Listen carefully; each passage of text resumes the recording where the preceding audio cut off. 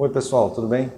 Bom, conforme prometido, eu estou aqui com duas faturas de energia, né? Os valores que eu vou apresentar para vocês são valores realistas, eu só trouxe essas faturas para o Excel para ficar mais fácil as análises, né?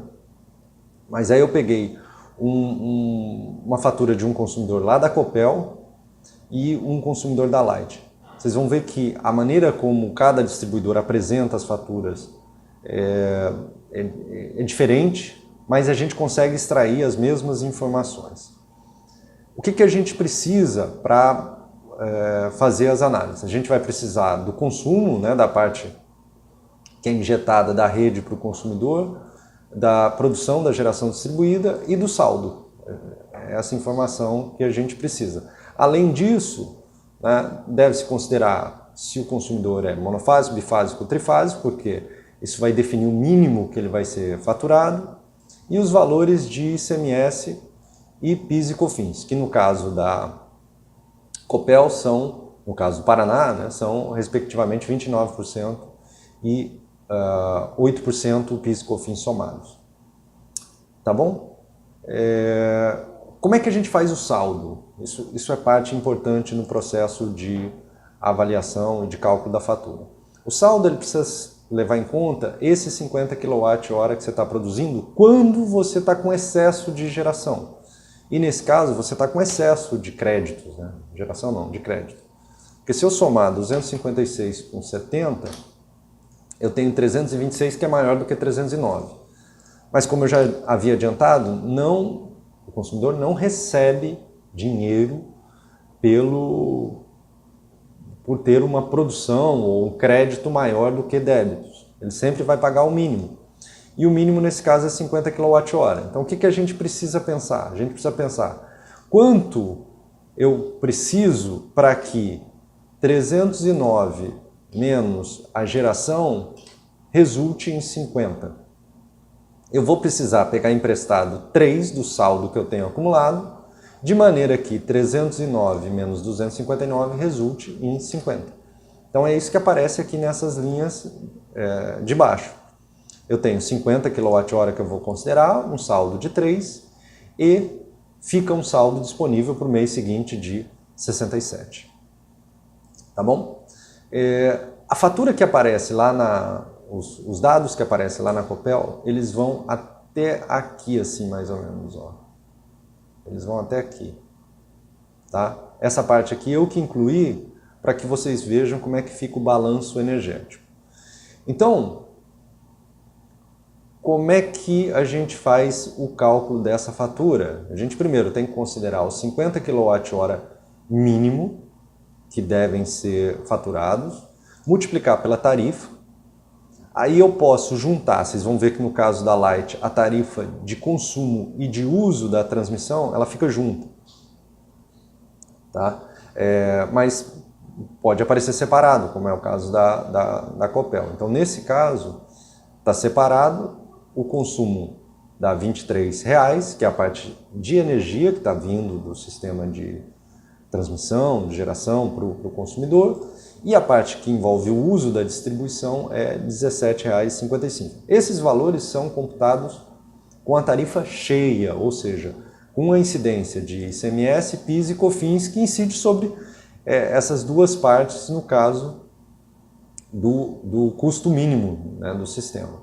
Se eu retirar o ICMS, o PIS e COFINS, ó, como é que eu faço isso? Basta eu pegar o valor que resultou de R$ 23,00, multiplicar esse valor por 29 mais 8%, ou seja, 37%, né? Eu vou ter R$ 8,53.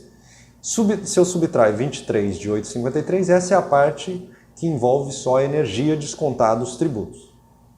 Né? Aqui a mesma coisa, 17,55 multiplica por 37%, dá R$ 11,00, que é a parte que envolve energia e uso descontado os tributos. Desculpa, uso descontado os tributos. Para o cálculo do saldo do sistema que envolve o crédito e débito, aí é um pouquinho mais elaborado, né? Por quê? que a gente vai pegar os 256 que a gente tinha, depois a gente vai fazer uma conta semelhante com os 3 que a gente pegou emprestado do saldo. Mas pegando os 256, multiplicando pela tarifa correspondente ao consumo, no caso de sistema com geração distribuída, essas tarifas elas são calculadas, né, de acordo com cada tipo de consumidor, tá? Eu não vou entrar em detalhes de como essas tarifas são calculadas. O mais importante é que vocês saibam que, nesse caso aqui, por exemplo, que resulta em 73,77, não tem incidência nem de ICMS, nem de PIS e COFINS. Isso se refere ao débito, ao que o consumidor está acumulando em termos de débito. Para o consumo.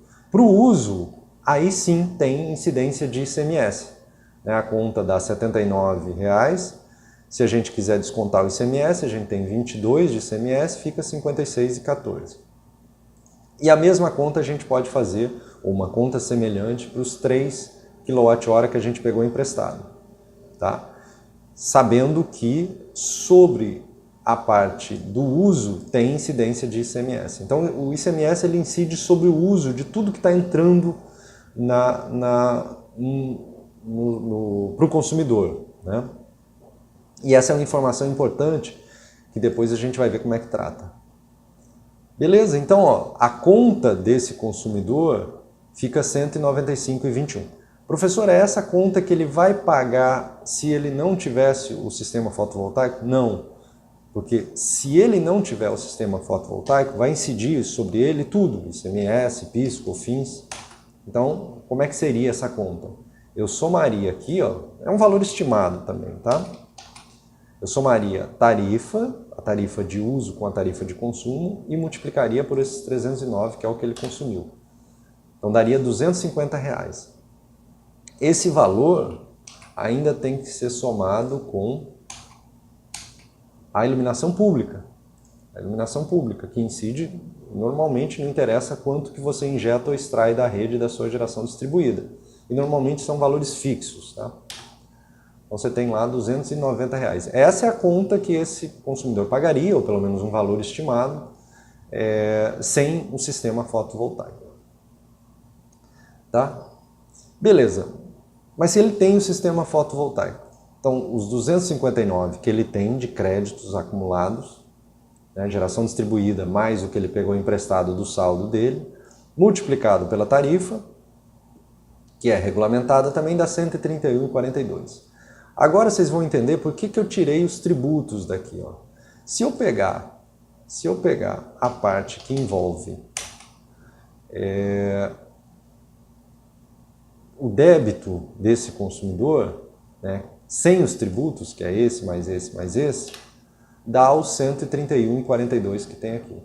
Ou seja, se você tentar comparar a conta que tem os tributos com a conta da geração distribuída, não vai bater. Não vai bater. Você tem que extrair os tributos, aí você consegue fazer bater. Tá? Caso contrário, a diferença entre 195 e 131 resulta exatamente esse menos esse. Resulta em quem? Nos tributos, que são 38,22, mais o mínimo, né? Mais o mínimo que você tem que pagar, que é a soma desse mais esse. Tá vendo? Portanto, onde você vai ver a conta zerando é aqui, ó, é nessa coluna aqui, e nessas linhas, tá bom? Muito bem, a gente tem uma conta total que seria de R$ 290 aproximadamente, e a conta ficou em R$ 103. Ou seja, para esse consumidor a economia foi de aproximadamente 64%. Tá bom? Vamos ver a Light. A Light. Nesse caso, ó, o consumo foi de 704, GD de 600, esse consumidor é bifásico, ele tem que ser faturado em, no mínimo 100 kWh, ele tinha um saldo de 139, aqui no Rio ICMS 32%, PIS/COFINS 6,38%. Então, eu preciso de 4 kWh para ficar com a diferença de 100, para que eu seja cobrado em relação a esse 100, que é o mínimo. Então, eu pego emprestado 4 dos 139 de saldo que eu tenho acumulado e vou considerar 604 na minha fatura. Nesse caso, a Light não separa o que é geração de consumo. Ela traz os valores da seguinte forma. O 604 que está sendo colocado aqui aparece com um sinal negativo para indicar que está sendo injetado na rede, tanto para a parte do uso como para a parte do consumo. O 604 com sinal positivo é a parte do débito, que está sendo extraído da rede. E sobre ele incide, sobre o uso incide ICMS, não sobre o consumo. Então a gente faz a mesma história. Extrai desse valor total aqui o ICMS, né? Basicamente a gente vai extrair o ICMS do uso, da parte do uso, e a hora que a gente somar, a gente vê o tal equilíbrio energético que a gente procura, né? Aí aproximadamente zero é essa conta. Beleza? A conta fica em 186,22. Se você quiser saber a estimativa do custo desse consumidor, como é que a gente pode fazer isso? Sem o sistema fotovoltaico, a gente multiplica essa tarifa por 704, dá 699, vamos somar com a iluminação pública, né, para fazer o total consolidado, 727.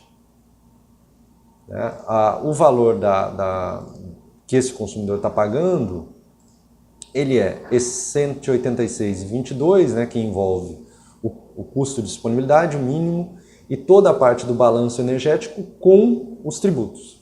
Então dá 186,22 mais 28,35, um custo de 214. Esse é o custo que esse consumidor paga para esse mês. Quando eu subtraio, quando eu divido esse